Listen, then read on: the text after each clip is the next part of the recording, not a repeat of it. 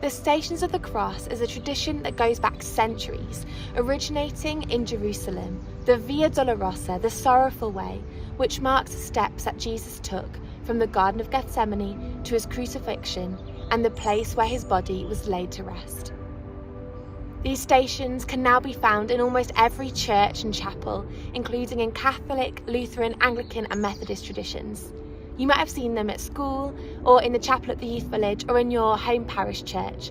They're often spread around the church to encourage us to move between the stations, to remember that we are journeying with Jesus.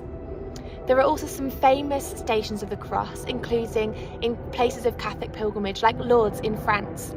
Although I've never been to Jerusalem, these stations in Lourdes, which are life-size and golden and marked along a steep hillside, have often helped me to reflect on the pain and distress that Jesus and his friends, mother and disciples went through the details you can see in this artwork.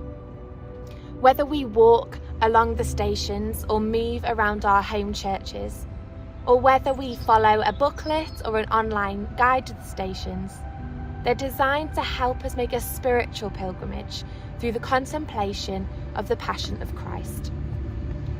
Pope Francis encourages the whole Church to make 2024 a year of prayer ahead of the Jubilee year Pilgrims of Hope in 2025.